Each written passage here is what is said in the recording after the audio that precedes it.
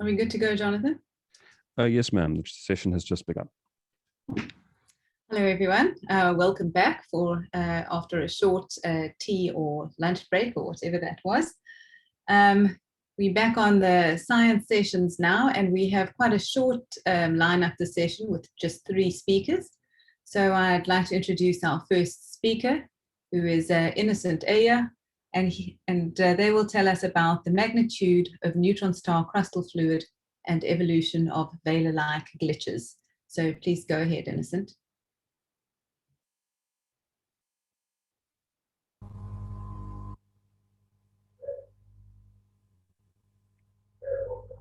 I hope you can hear me. Hello, you can hear me? Okay. We can hear you. Okay. Let me start by thanking the organizers of our AfAS conference 2021 by giving me the opportunity to participate. In this brief talk, I will be just discussing briefly about the magnitude of a neutron star component and the evolution of Vela-like glitches. Let me share my screen.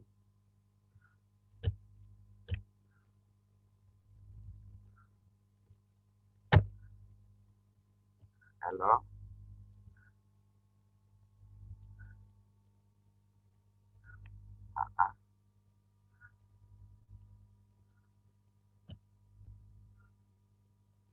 I hope you can view the screen. We can, thank you. Okay. So, preamble. Let me just start by introducing what the neutron star is actually. So the core remnants of a supernova event are believed to continue their lives as pulsars, as highly spinning magnetized objects emitting electromagnetic radiations along their magnetic axis. They are seen as pulsars or pulsating source anytime their magnetic axis, which is actually misaligned with the rotational axis, switched across the Earth's surface. Sometimes, most of the time, they manifest itself as the conventional radio pulsars, the X-ray pulsars, anomalous X-ray pulsars, and millisecond pulsars. Another significant thing about the rotating neutron star is that their spin rates are highly stable. That sometimes the precision rivals that of the atomic clock, especially in millisecond pulsars. As such, any deviation from the predefined spin state is of utmost importance to astronomers, and pulsar glitch is one of such a deviation. Pulsar glitch, most of the time, is just seen as a sudden spin-off in the normal spin state of a pulsar, which is actually followed by a relaxation phase. These are some of the important parameters the pulsars or neutron star pulsars. They have enormous magnetic field up to 10 to the power 12 Gauss, ultranuclear density, very compact object, to the extent that a canonical pulse at the moment of inertia is presumed to be up to 10 to the power 45 grams cm cubes. So as I said earlier, this is just an artistic impression of the rotating neutron star. This is the rotation axis and this is the magnetic axis. You see that these two axes actually misaligned. This is by a model presented by Gould in 1960 and most widely accepted model. So anytime the magnetic axis sweeps across the Earth's surface, just like this animation, a pulse is received. So in the real sense, pulsars are not pulsating source. Now, neutron star structure. To construct neutron star structure, the most widely accepted model is to solve this coupled general specific equation known as Tolman-Volkov equation, known as COV equation. We find that as we are solving this equation, the density actually depends on R.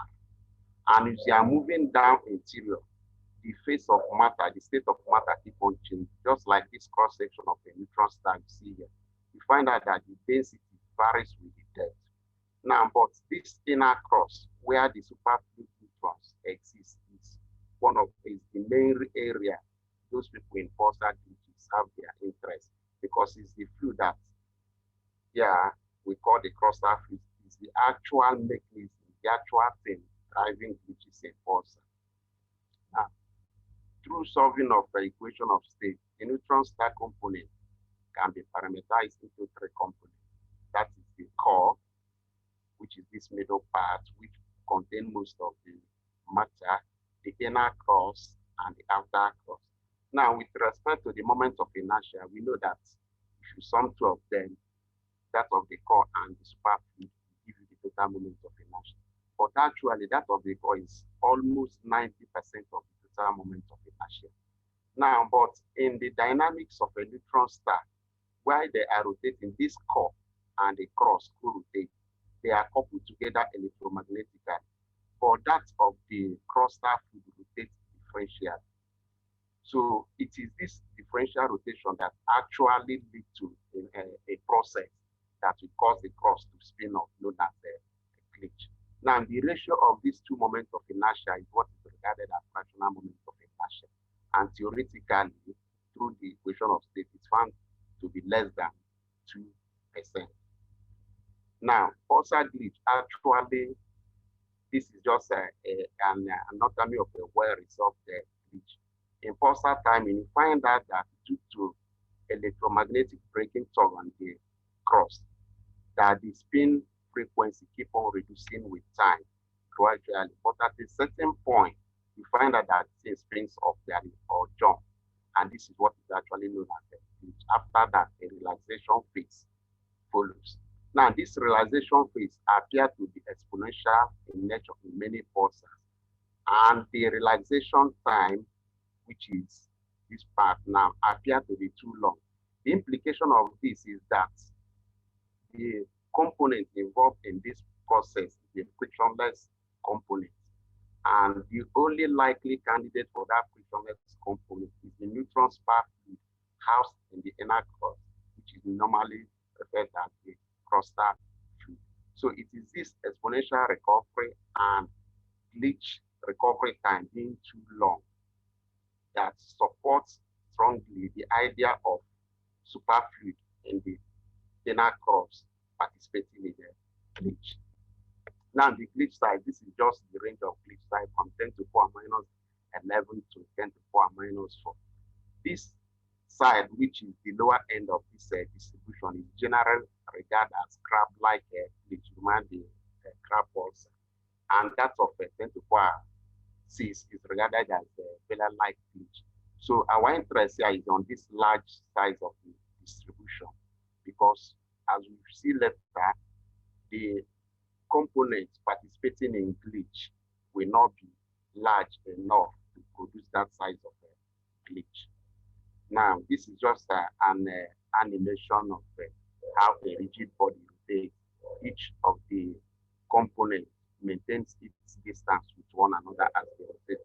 But that of a differential rotation appears to be like this. So a spinning neutron star do not rotate as a rigid body. It is presumed to be rotating differentially. Now, angular momentum transfer model. This is the widely accepted model in explaining pulsar glitch.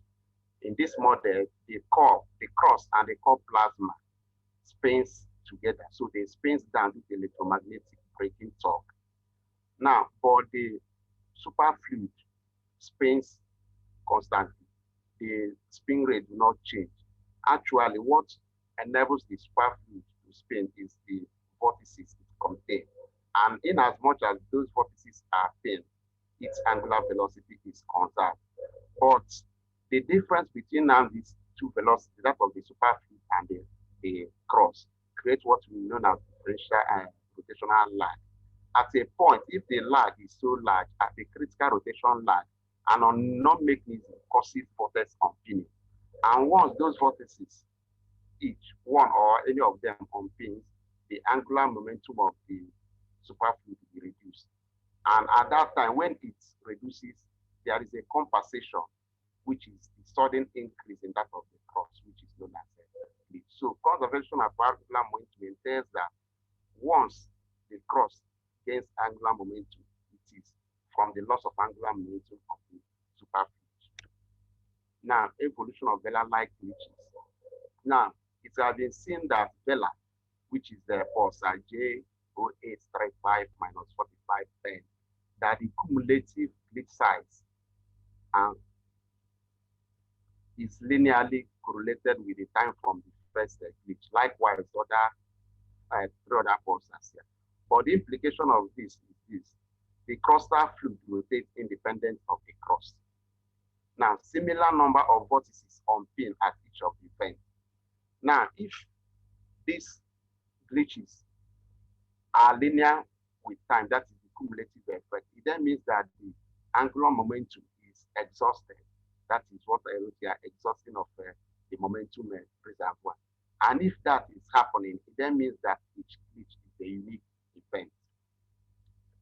Now, we have also shown, including other scholars, that the fractional moment of inertia, that the ratio of the moment of inertia of the components of neutron star, is proportional to the glitch size.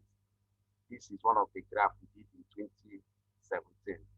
Now, if this is so, it then means that those arguing that it is the crustal fluid that is actually driving glitch is right.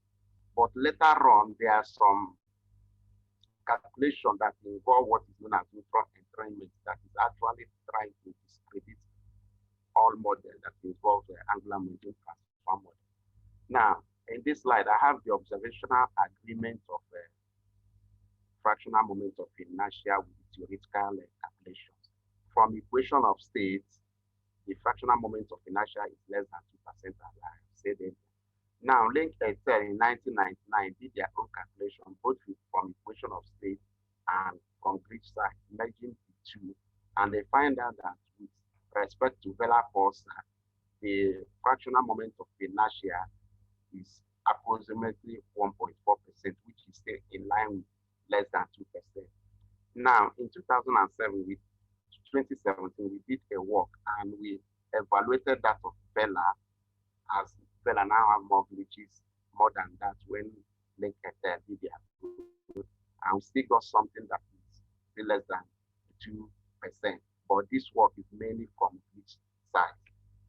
Now, neutron entrainment and neutron star cluster. Now, it is known that the viscosity and the crustal superfluid of neutron star also flow with zero viscosity, but they are still entrained by the crust. The entrainment is non-dissipative in nature. It occurs with elastic scattering of free neutrons by the crustal lattice. As such, Innocent, 2 minutes left. Okay, as such, it increases the inertia of the superfluid neutron. For this reason, the entrainment should be incorporated in estimating the fractional moment of inertia. So, in incorporating the entrainment, Anderson 2005 did it in terms of entrainment factor and obtained 4.3 now, and declared that the crust is not enough. In contrast, all other authors did and explored the uncertainty in equation of state and obtained a crust that can contain up to 7 to 10% of the fractional moment of inertia. With that, the entrainment factor is allowed. But the uniqueness of glitch, and as what we have showed earlier, we did another calculation and showed that without entrainment, you can get the fractional moment of inertia to be this. With entrainment, you can get it to be this. So, but when we now analyze the glitch sizes in the pulsars that have cumulative glitch size in linear with this, we now notice that even with entrainment and even without entrainment, the crustal fluid is not enough to account for Vela-like glitches. In conclusion, the inner crust of neutron star is not large enough to contain superfluid capable of producing the observed glitch size unless glitching pulsars are low mass neutron star. Finally, pulsar glitch model rely on inner crust superfluid and nuclear matter equation under serious challenge unless the vortex unpinning trigger mechanism, which is still elusive, has the ability to squeeze angular momentum and depress it at the onset of the glitch. Thanks. Thanks very much, Innocent. That's great. Any questions from the audience? Maybe a quick one from me. Are the Cram and Baylor pulses the only ones in which we observe glitches? Hello? I couldn't hear you. Innocent, are the crab and Vela pulsars, are they the only ones in which we observe glitches? No. It's nearly up to 200 pulsars now. But Vela is unique, up to 200 pulsars now. Okay. Anyway, feel free to put questions on the Slack channel. We do have some time for discussion at the end of the session. So any questions that accumulate for our speakers, we can come back to at the end. Thank you, Innocent, and we may come back to you at the end with more questions. Our next speaker in this session is Willis Obonyo. He's going to be telling us about non-thermal radio emission from massive protostars. Thank you, Willis. Thank you very much, Vanessa. I don't know if you can see my screen. We can see it. Thank you very much. I'm Willis, and currently at the Technical University of Kenya. I'm also a visiting research associate at the University of Leeds and product of data. And we work with Stuart Lamsden, Melvin Ho, Julian Pittard, Simon Passas, and Catherine Johnson. We're looking for non-thermal radio emission from massive protostellar jets. Now, here is a movie that illustrates how star formation should take place. So the star formation model says that there's a large cloud, it collapses, and due to conservation of angular momentum, there is a rotation largely on the equatorial region, resulting into an accretion disk of the form that is illustrated here. And now, as material fall in, as the disk forms, the material fall in and spiral all the way to the central object. Now, there are two models that try to explain how jets are driven. One of them is magnetic driving. Another one is called radiative driving. But the one that is more popular is the magnetic driving. And in magnetic driving, there are two models that try to explain how magnetic jets can be driven magnetically. One of the model is called disk wind model. In the disk wind model, material fall in, and if they're charged, they interact with magnetic field of the disk, and then they're ejected and driven away. And then there's other model is called X-wind. In the X-wind model, the magnetic field of the disk interact with the magnetic field of the central object. And then there's a region called X region where the strength of magnetic field is minimum and ejection takes place along that point. Now, what we do find out here is that in both cases, in magnetically driven jets, we need magnetic field of the disk. And so we are looking for magnetic fields, and because it's an indirect indicator of presence of a disk, because you need a disk to drive the jets magnetically. Now, if you look at this jet illustration here, you see that there are points, there are bright points, or what illustrates jet materials that are being ejected every single time. This could be the results of the lobes that we will see in later time. So we're also looking for those lobes, which could tell us that jets are magnetically driven. If you look at it also keenly, you see that the magnetic fields are threaded along the jet, which collimates the jet and also accelerate them. Next is an observation. So there are also observations that have shown that these jets, especially in massive protostars, have magnetic field. In 2010, Carrasco-Gonzalez et al. Observed polarized synchrotron emission, and they found that there's polarization perpendicular to the direction of the jet, showing that the jet magnetic field is along the jet. Now, what we should also take here is that in their study, they found out that the core where the protostar is being formed is largely free emission or thermal emission, while the jet has magnetic field along it. Now, apart from the use of polarization, it's also possible to use another technique that is called spectral indexing. And this was used by Rodriguez-Kametsky in 2017. What they found out, they studied the same object, that is HH881.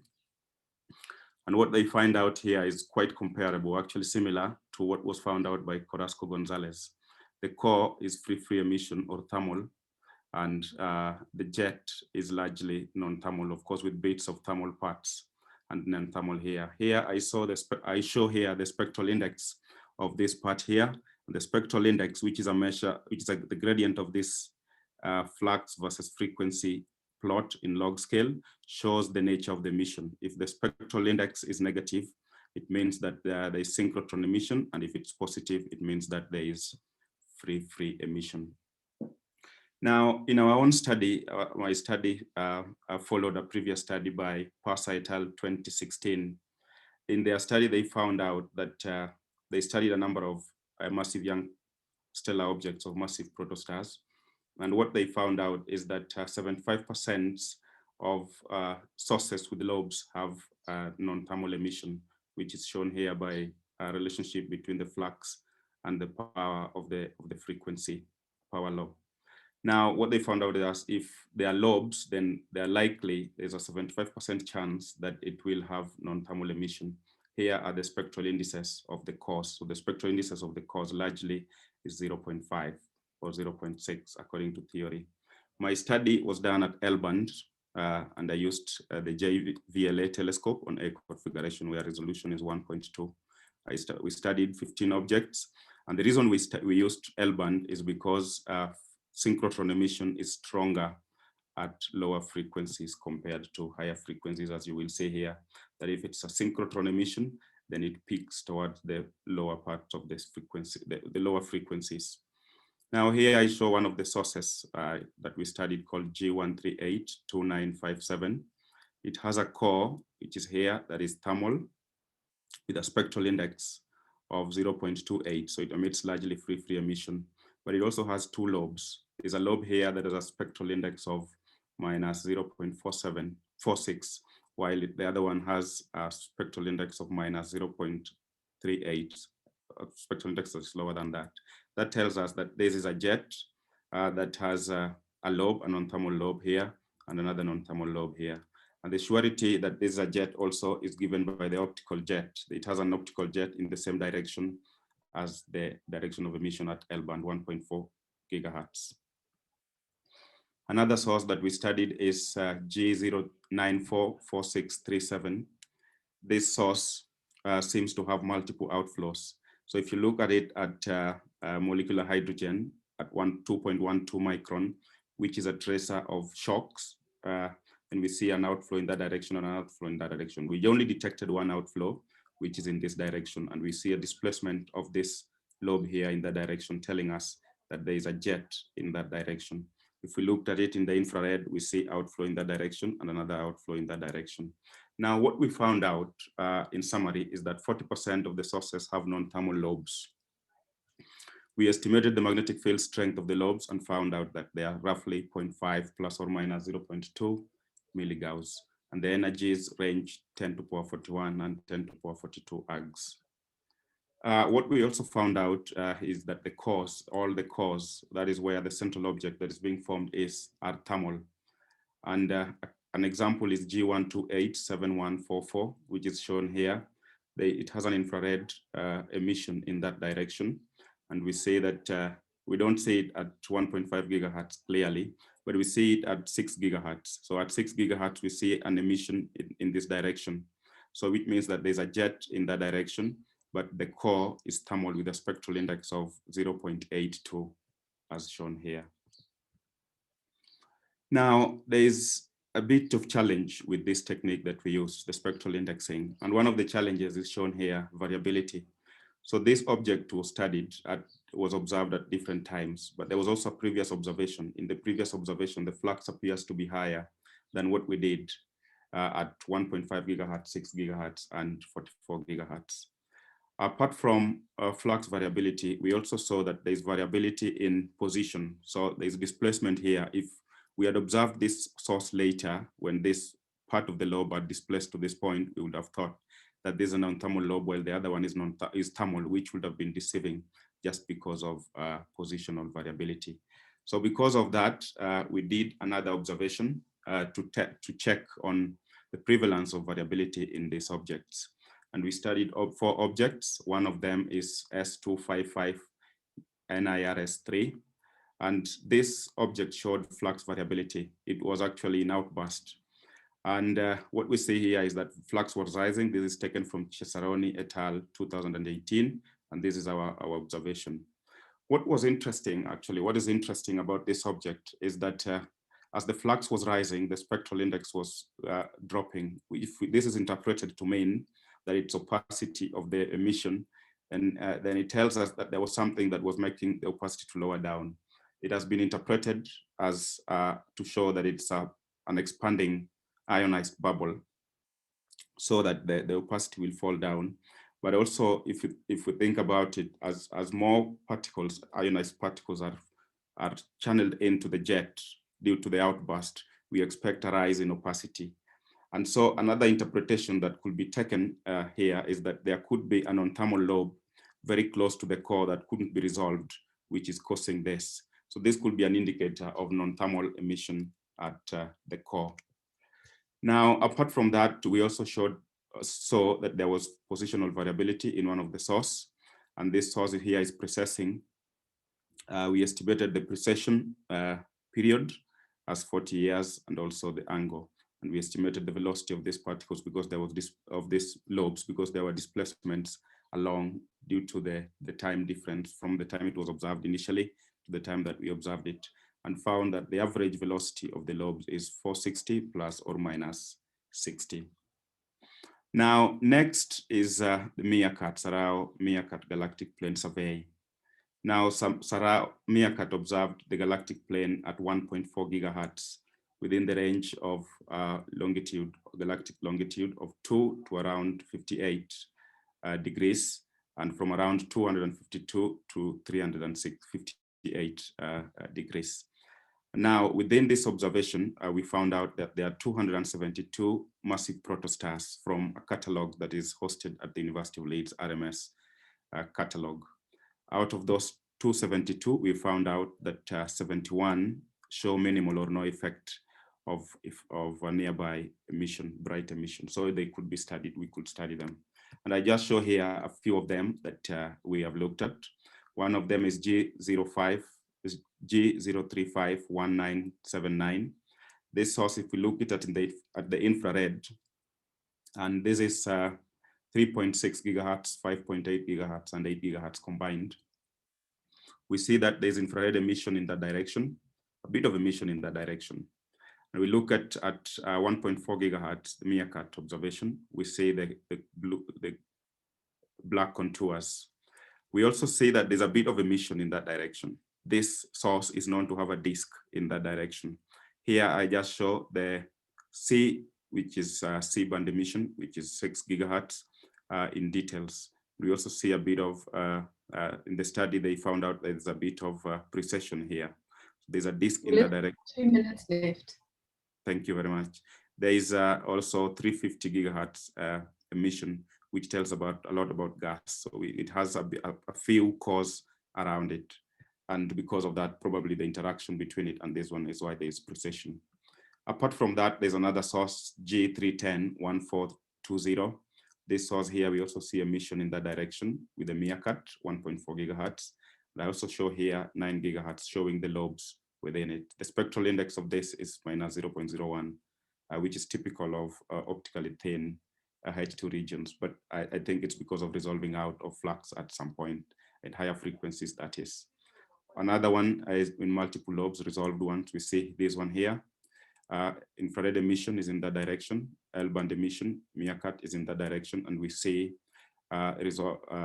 C-band emission, which is 5 gigahertz in blue here. What is also interesting about this source is that we see that there's a displacement between the peak emission at L-band and peak emission at a C-band. Whether this is telling us something about what is called working surfaces as a result of precession of a jet as it interacts with ambient medium, is difficult to tell now, but it could be a possibility. Also, another source that has completely resolved lobes, we say that this source here, G059, has a resolved lobe here that is thermal and a non-thermal lobe and a core, which is elongated, meaning that maybe there are some lobes here that we have not resolved. But what we see, what is interesting is that it tells us that not all lobes are thermal or non-thermal, but some of them are thermal, as in this case. Now, in conclusion, we say that massive protostellar jets exhibit thermal radio emission from their cores. So even in the study from Meerkat, we say that there is free emission at the core.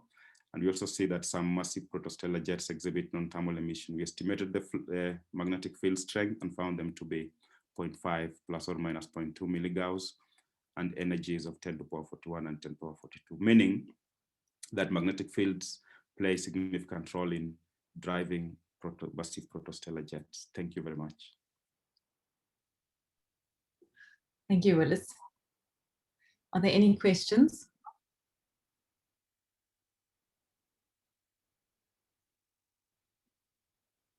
Nothing on the chat so far. And maybe a quick one from me then.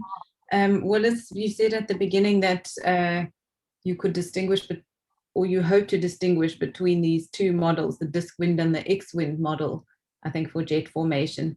And do these sort of spectral and spatially resolved images help with that, or are there still too many free parameters?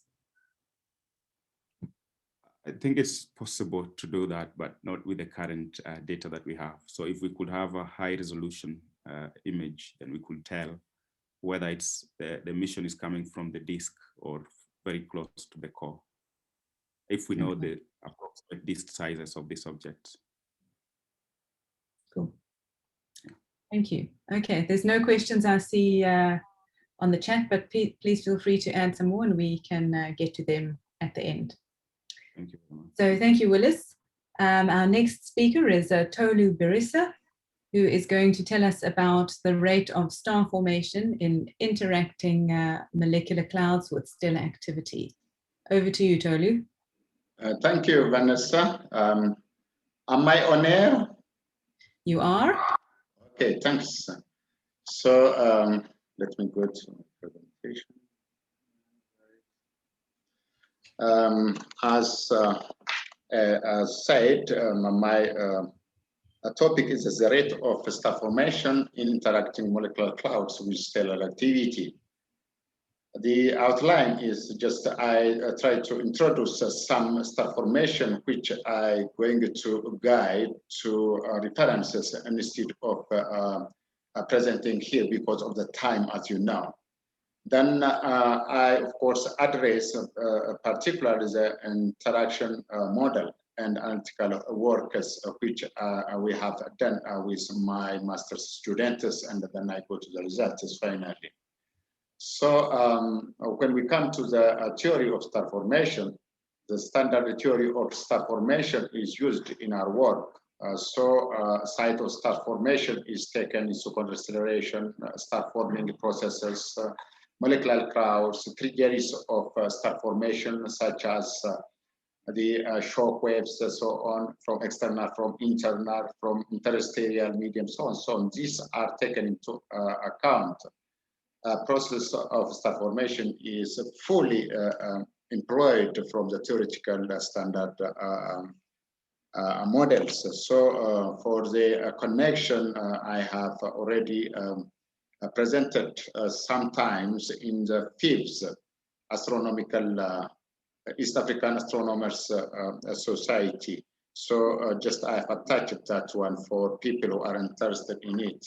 So if I display that one, it is just like this one. Because of time constraint, as you know, I couldn't go through this one, but for people who are interested, it has everything, why, where, and the theoretical background, so on, so on. So I go back to my PowerPoint. Then, Tolu, are you supposed to be sharing a screen with us? Okay, not shared. Oh, sorry. Sorry. We're not seeing any slides. Oh, I'm sorry. I have to. Yeah. Screen sharing.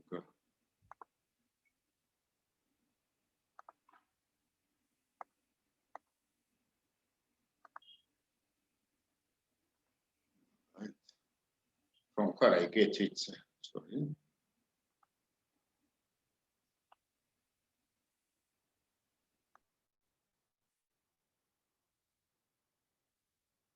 Oh, we've lost him. Maybe we can wait a moment or two and see if he comes back onto the connection.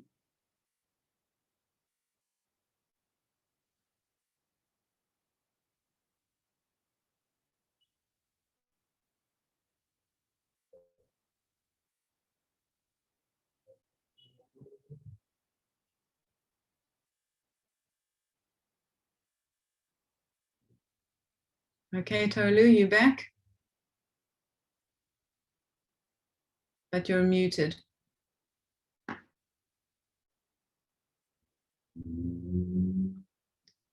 Can you unmute yourself, Tolu? Can't hear you at the moment.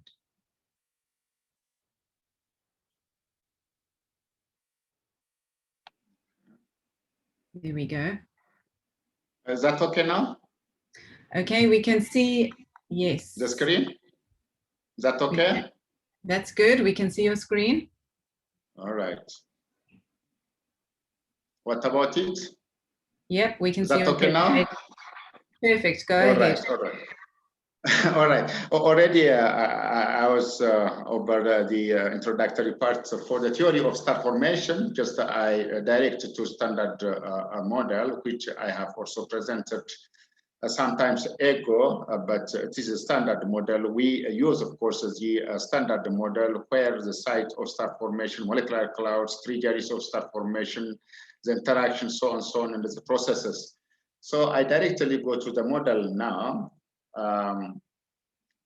Directly, the important part of this one is to work out analytical work of the theory and then combine it with the computational model. So with this idea, just the star formation rate is considered, which is given by this equation number 1.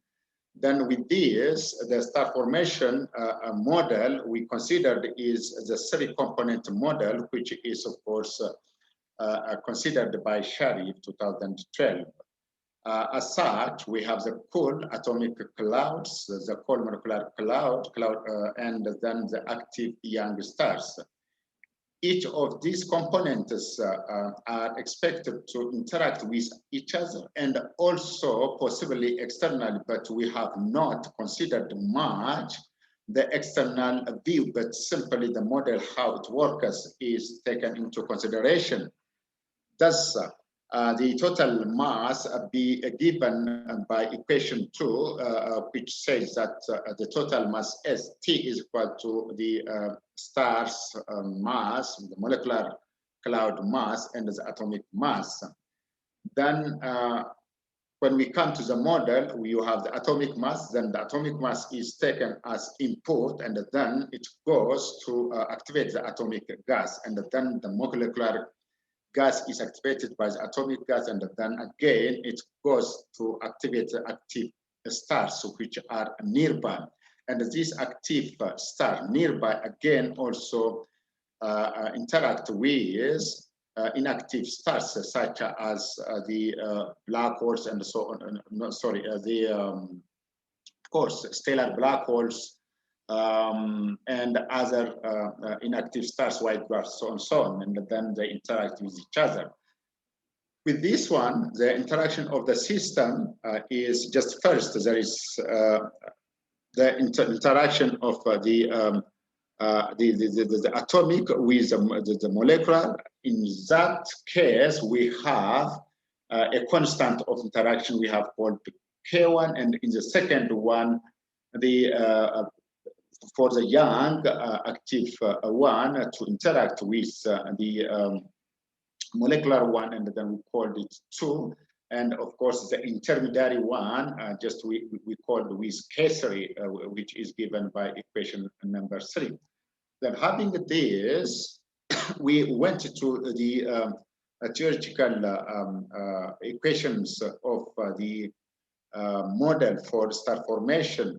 So the results of the analytical work are given by mass, the total mass, which evolves with time, is given by this one. Of course, M0 is the initial mass of the molecular one, and so on, continues like that.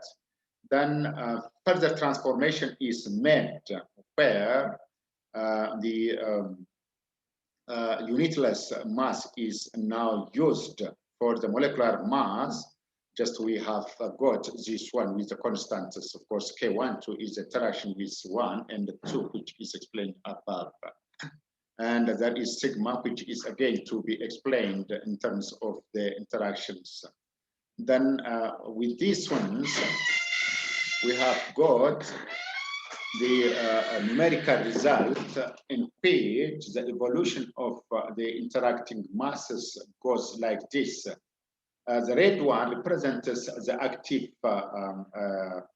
star. So the active star is diminishing at the expenses of increasing the atomic, of course, the blue one is atomic one. So the atomic gas is increasing at the beginning at the expenses of decreasing the molecular mass. And not that one. Yes, the molecular mass decreases, of course, at the expenses of increasing the stellar mass. It takes the mass. And then the atomic mass at both cases, of course, at the very beginning decreases because of it is activating, and later on it increases. This is the way they behave. In the differential part, the rate, how the rate, of course, the rate clearly shows that as the molecular mass, of course, evolves, that it is rate is a kind of increasing, while that of the molecular one is ever decreasing, and then at some point starts to increase and goes to zero. While the other one, that means atomic one, at the beginning decreases and then stops for some times and then starts to increase, and then after that it of course goes, and of course there is no more star formation. So from this one we get clearly the way that the stars being formed, and of course when they are also going to be closed or stopped is clearly observed from the time. Of course this time is also by itself a rescaled time. This is the result, and then of course we have tried to check with observation. It's pretty fits the observations, but there are discrepancies still at the beginning, based on the model. Sometimes because of 2 or 3 or 4 kind of models, still it nears a combined model where the external agents such as interaction from external galaxies be taken into account. So the reference is given. I think I have finished with this one. Hello? Hello, thank you. Thank you. Thanks very much, Tolu. Any questions from the audience?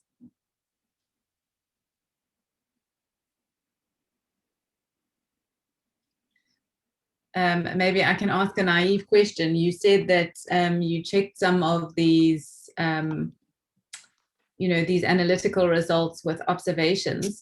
Have you been able to compare with simulations, like hydrodynamical simulations in computers, or? Not exactly, but roughly by taking or picking those hydrodynamic simulations from observation, I have tried to match this one, and it is working. But at the beginning, there is discrepancies. This needs to work out. Of course, this one is student's master's work. I would have to sit down and then work out completely that one. Okay.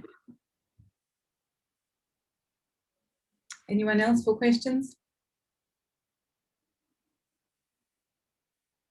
No, and I don't have any questions either for any of the other speakers. Are you letting them get away this easily? Okay, thank you. Thank you very much, Tolu.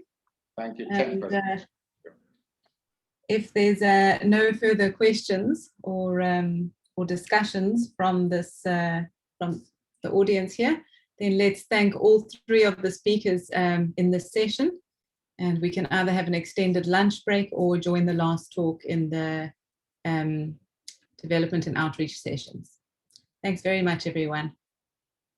Thank you so much.